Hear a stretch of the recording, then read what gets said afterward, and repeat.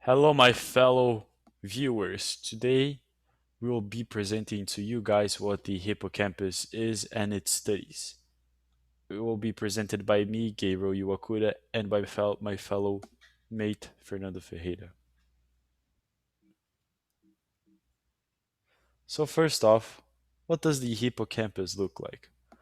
Well, as we can see here in the left side, we can see that the hippocampus is the red line. And we can say the hippocampus is located deep inside the temporal lobe. And you might be asking, what is the temporal lobe and where is the temporal lobe? Well, the temporal lobe is right behind our ear. And the hippocampus, it has a very plasticky feel and it also has a very vulnerable structure, meaning it can be really damaged really easily by any sort of stimuli. And a fun fact is that the hippocampus looks really similar to a seahorse. So, what are the functions of the hippocampus? Well, there are two main functions of the hippocampus. One of them is related to space, and the other is related to memory. There was a study done in 1971 which suggested that the hippocampus was some sort of device that was used by the brain for mapping layouts of the environment.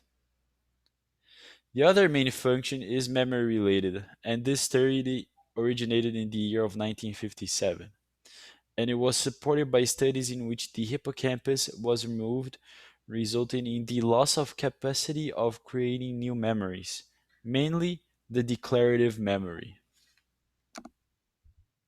So, an important study on the hippocampus is a study made in 1985 uh, using a guy called Cliff Waring, which was an English composer and musician.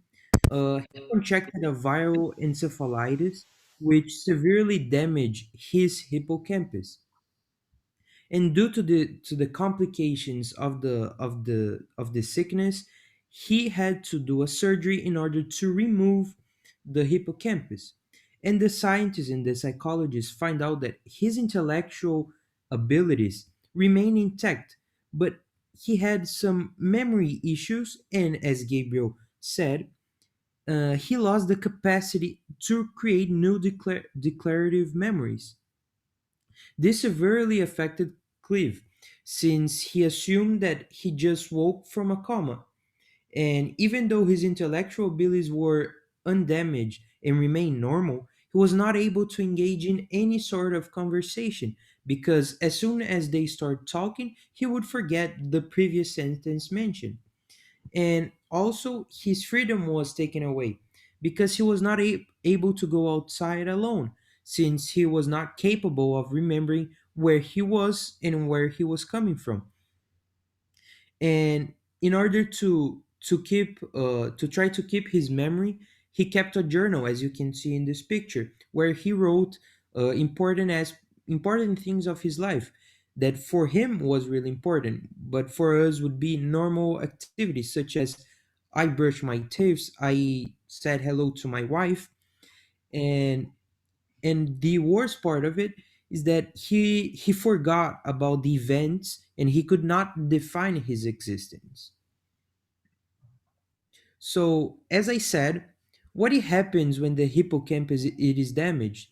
So, when the hippocampus is damaged or severely injured, it has a big influence on that person's memory and mainly the ability to create new memories. And a hippocampus damage can affect spatial memory or the ability to remember directions, locations, and orientations. The same thing that happened to Cliff Waring.